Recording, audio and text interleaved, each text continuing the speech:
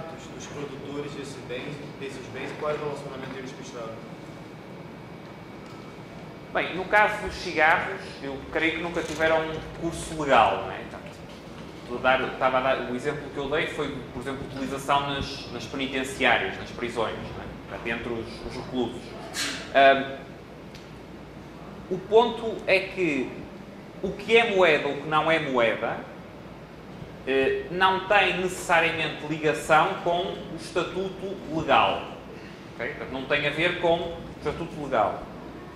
E as implicações que tem para os produtores do bem, tanto podem ser muito significativas como pouco, vai depender das circunstâncias concretas de tempo e de lugar e do que é efetivamente utilizado. Ou seja, se nós amanhã, por alguma razão, eu acho altamente improvável, mas a nível do conjunto da sociedade, começássemos a usar cigarros como moeda, isso provavelmente teria fortes implicações para os produtores de cigarros. Não é? E provavelmente até sobre a atuação do Estado, dos governos, sobre a produção de cigarros. Não é? Mas a questão de o que é ou não moeda, eu dei esse exemplo neste contexto geral, mas a questão do que é ou não moeda não tem a ver nem com o estatuto legal, nem com o estatuto do produtor, nem com características físicas do objeto. As implicações que vai ter vão variar. No caso do ouro, se quiser, quer dizer, uma discussão aqui não vamos ter, mas se admitir que tem determinados usos monetários persistentes ao longo do tempo, uma das consequências que pode vir daí é que vai haver mais extração de ouro do que se fosse só para os fins industriais e estéticos. Como se o cigarro fosse utilizado, passasse a ter uso como moeda, passaria a ter muitos cigarros produzidos para ter funções monetárias. Certo? Mas o meu ponto aqui, o exemplo não era para entrar em teoria monetária, era para dar o exemplo, na teoria monetária, no medicamento, na comida, em tudo, que a própria definição do que é o facto de base nas ciências sociais tem uma componente que é uma componente de avaliação subjetiva, do significado que os próprios indivíduos, que as próprias pessoas, atribuem às suas ações. Okay? Portanto, nunca é um objeto de base sem objetivo, não é? Portanto, uma pedra a cair. Eu não sei se eu vou me fazer entender, claro. Com relação à epistemologia nas ciências sociais, o senhor falou do elemento de crença. Karl Popper fala que a crença nunca é racional. Racional é suspender a crença.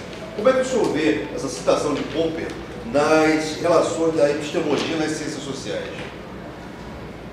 Bem, a primeira parte da resposta será que eu não sou popperiano. Também não sou especialista em Popper. Mas vou voltar à questão da margem de crença.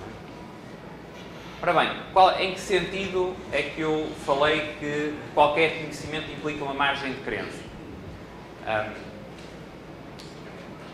O facto de você acreditar que conhece algo depende de você acreditar que pode ter esse conhecimento. Seja conhecimento científico, seja conhecimento sensorial. Portanto, sem... aqui a margem de crença não é no sentido de que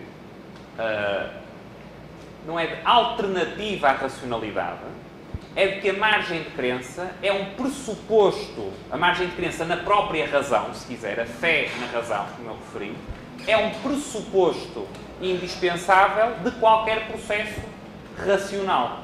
Não é? Nós, na próxima ação, vamos falar um pouco mais da perspectiva axiológica, não é? Quer dizer, para dar um exemplo relacionado com este ponto, qual é que é o ponto de partida? É você ter crença no axioma de partida. E que é possível, a partir do axioma de partida, deduzir algo. E, por definição, o axioma de partida é algo que não pode ser logicamente demonstrado, senão não é o axioma de partida. Se você demonstrar aquilo com base noutra coisa, a outra coisa passa a ser o axioma de partida, não é? Então, no início, está sempre algo que implica uma margem de crença. Daí a tal ideia de fé na razão, ou fé filosófica, aqui filosofia como conhecimento, fé no sentido que eu posso ter algum conhecimento.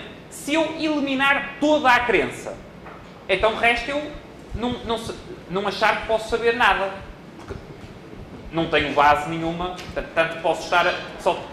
quer dizer, resta ao caos, não é? Você que você está pensando, você crê que realmente existe ou faz realmente algum sentido, né? Alguma coisa dessa forma. Você tem que crer que existe e não basta crer que existe. Tem que crer que tem existência, tem que crer que está consciente, tem que crer... Pronto, depois o conjunto das coisas em que tem que crer pode ser aberto à discussão. Agora, o que é certo é que tem que crer em alguma coisa. Senão, sem essa base, não consegue ter ponto de partida para nenhum conhecimento. Não é dizer que o conhecimento é crença. É dizer que o conhecimento implica sempre uma base que tem uma margem de crença. Sim. A matemática, ela é uma ciência lógica. Então, dessa linha, assim, você vai criando, ela não tem uma comprovação, né? Sim. Então, essa linha, mais ou menos, que a escola austríaca, da epistemologia da escola austríaca, ela não pode ser provada nem pode ser negada, exatamente porque ela parte de alguns pressupostos que são deduzidos, a dedução é lógica, né? Ora bem, o que não pode ser provado é o tal ponto de partida.